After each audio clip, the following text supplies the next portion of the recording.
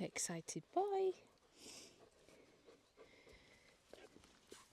So they're dancing about.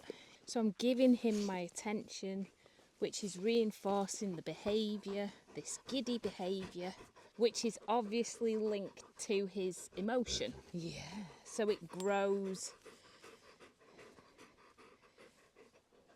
Whereas if I take my attention away, and he's automatically sat, but if I give him a command that he knows well, lie down. Good. You see how he gets up? So the cue of me getting up has released him. So that's what we don't want. Sit. Good. Lie down. Good.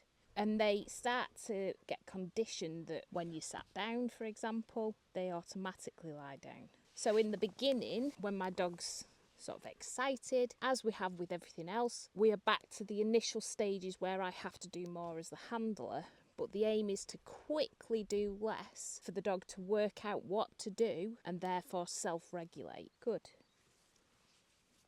Oops. So you see how he's still a little bit grabby and he's popping up. Lie down.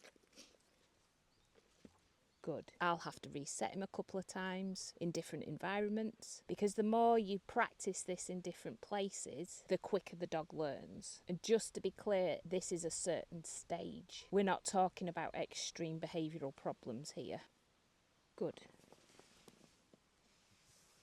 Although Baxter's very excited, he's not in a high emotional state where I have to help him out more. He's just a bit giddy. So as soon as he pops up out of the position I've put him in, whether that's a sit, whether that's a lie down, I'm verbally telling him to go back into that position. In class, I was showing you how to use the lead to keep a boundary, because if we give the dog too much freedom and they can't make the right choices, we reduce the freedom without increasing the tension. So if he was moving around, I'd be using the lead to keep him in one smallish area. Lie down.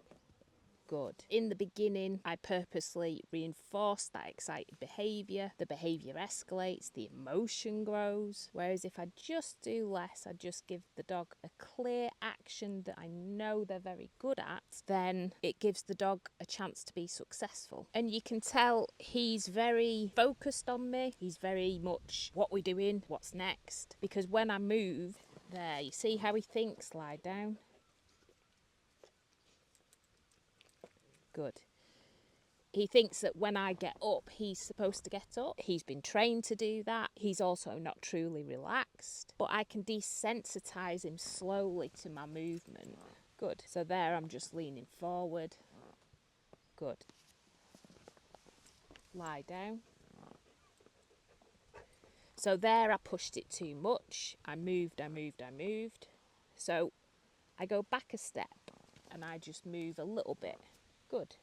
Because you'll already notice this at home. For example, when you sat in the living room or wherever and you get up, you'll be giving the dog a cue to move. It could be just the movement.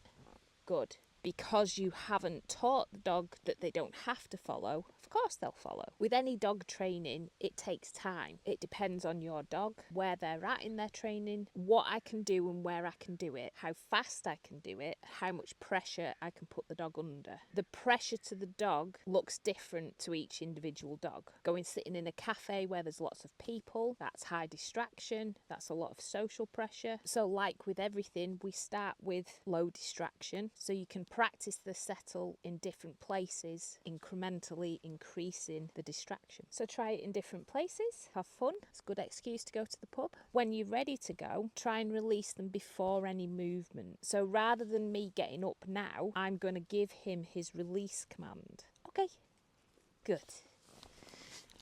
And then I'm ready to go. Should we go to the pub? I think you're ready.